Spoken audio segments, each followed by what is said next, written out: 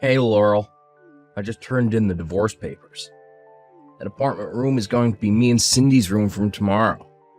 Pack your stuff and leave by today. I understand. Jesus, if I had known you were infertile, I never would have married you. Still, I don't understand why you thought that meant it was okay for you to cheat on me. It's your fault for not being able to have children. And you're telling me to test whether I was infertile or not. You even made me come with you on your infertility treatment. You probably wouldn't have let me divorce you unless I cheated on you like this. I accept that you were prepared to have my children, but you're infertile, so it doesn't matter. Do you realize how much you're embarrassing yourself with all these pathetic, useless efforts of yours? I did an infertility test and it said I had no problems. You still wouldn't believe me, so that's why I had myself tested at other clinics as well.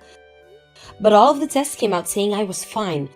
Don't you understand that unless you take an infertility test as well as we won't find out the reason we can't have children? I already told you this before. There's no way that I'm infertile. Give it up already. I see. It looks like you just don't care anymore. We already divorced. So have a baby for all I care with this new wife of yours. Yep, Cindy's already been tested. And it seems there's nothing wrong with her. She's sure to be able to have children. Unlike you. Get at it, starting from tomorrow. Well then, goodbye.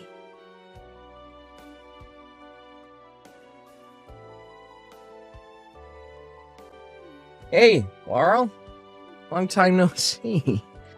It's been 3 years, right? Huh? Oh, I must have forgot to block you. Bye. Hold on, you're at the obstetrics and gynecology clinic, right? Huh?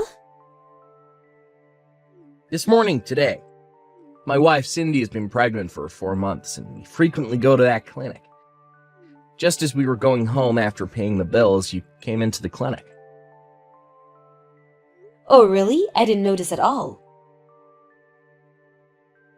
Anyways, what's an infertile woman like you doing at such a place? Shouldn't you have nothing to do with obstetrics and gynecology clinics if you can't have children? It's not the case that only pregnant people go to obstetrics and gynecology clinics. There are also people that go to such clinics because they have related illnesses. Oh, I get it. Do you have an illness in your uterus or something? No, I don't. Then what is it? Sorry, but I'm currently driving and I'm only texting you because of a red light. I have to start the car by now, so bye. Hey, wait. At least answer my question first.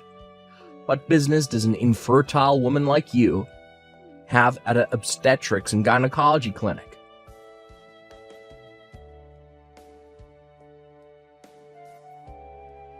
Hi, we saw each other again this morning, huh? Huh?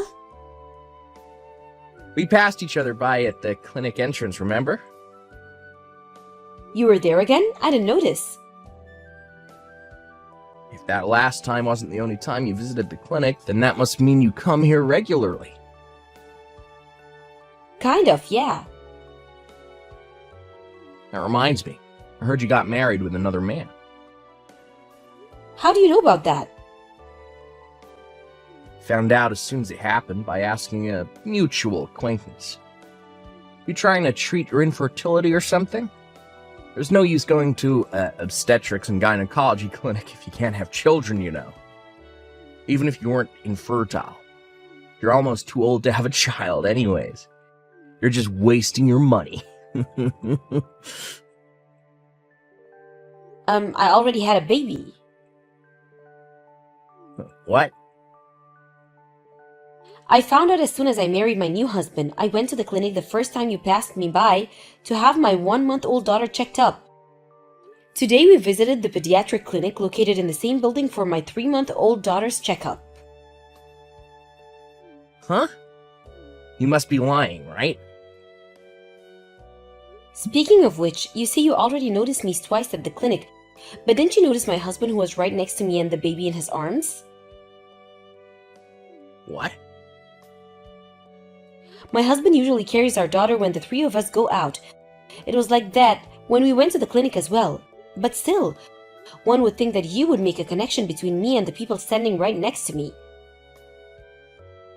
Is what you're saying true? That's the baby's not your husband's child from his previous marriage or something, right? Or maybe an adopted child. Nope, I'm pretty sure I gave birth to her. Then why didn't you get pregnant when I was with you? Why don't you think for yourself on that matter? All I can say is that I'm not infertile. You just didn't believe what I told you so many times before you got divorced. There's no way. This sounds ridiculous. But don't you think that me actually getting pregnant and having a baby is proof that I'm not infertile?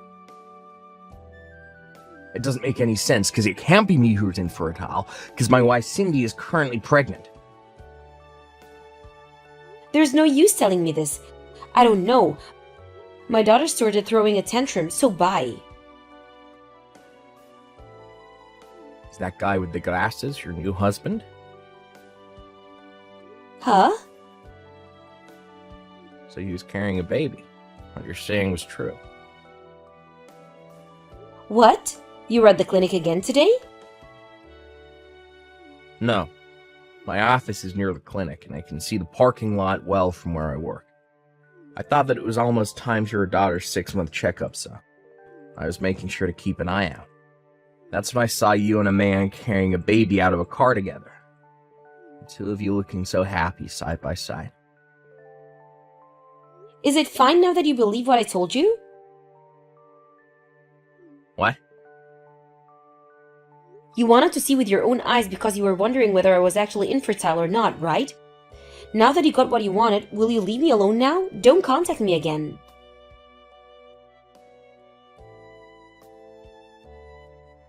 Laurel, I got divorced. What? To tell you the truth, I thought about what you said and got an infertility test. I also had a DNA test with the baby Cindy gave birth to. Turns out that I have an illness that makes me infertile unless it's treated. And that the baby Cindy gave birth to was not my child. I found out who the other guy was and made the two pay an alimony. Is that so? So, Laurel, you can get remarried if you want. Huh? Hold on a minute. Why are you saying that as if I wanted to remarry you? But this and that happened between us, but still we have conversations by text, which is why I'm certain that even after all these years, you still can't forget me. What? Stop joking around. You're creeping me out. No need to get all mad. I think it would be best for you if you were honest with me about your feelings, right? You'll marry me again, won't you? I want a child I'm related to by blood. It's already been proved that you can have children, so I'm not worried about that anymore. Let's get through this infertility treatment together. You're disgusting. Huh? Don't you realize that what you're saying is ridiculous? Yes, one of the reasons we got divorced was because for some reason you said I was infertile. But the biggest reason we got divorced was because you cheated on me, no? Why are you suddenly acting so cold? It's because I don't want anything to do with you anymore. Laurel. If it's Laurel you want, she isn't here anymore, since she went to take care of our daughter. Huh? Who are you? Sorry, I forgot to introduce myself. I'm the man Laurel married after you two got divorced, which means that I'm her husband. I'm not going to tell you my name since it might help you find out where we live. So forgive me, but I'll remain anonymous. What? I'm going to tell you this so you don't have any misunderstandings. But I'm the one who told Laurel it might be best if she didn't block you suddenly, so that we can keep an eye on you. What? I thought that it might be dangerous if we completely cut contact with you, since it seems that we've passed each other by a few times at the clinic. By the way, I was sitting next to my wife when you two were having a conversation by text. Which means that I know everything you two were talking about, I'm afraid. Seriously, and to think I was careful to text her only on weekend afternoons, since I knew she got married again.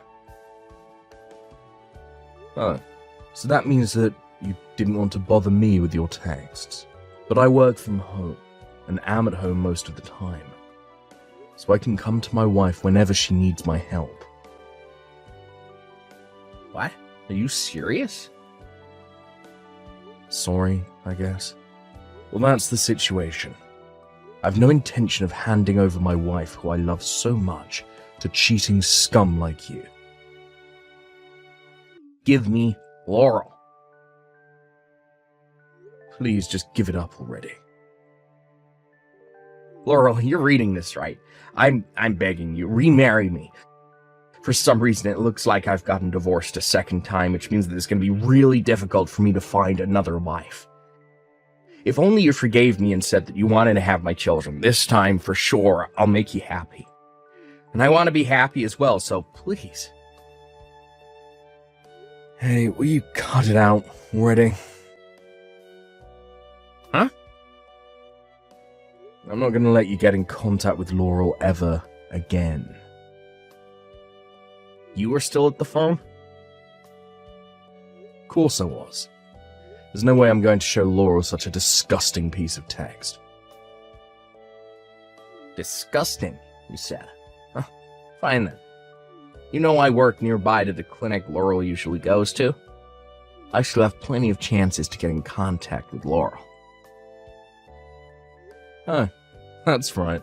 I forgot to tell you. The three of us moved. What? You moved? The new house we're having prepared has just finished. So we're going to be moving there. Which means that we're going to be changing clinics to somewhere near the new house. What did you say? There's one more thing I want to tell you. Laurel's parents have also moved. What? The people who now live at their old house are complete strangers, so don't you get any ideas. I'm telling you this so you don't try and barge into their house out of desperation and cause everyone trouble. Hold on. If that's the case, then what am I going to do from now? I'm going to be blocking, then deleting your account from Laurel's smartphone. Huh? This means that we're truly going to be rid of you. Hold on. Goodbye then.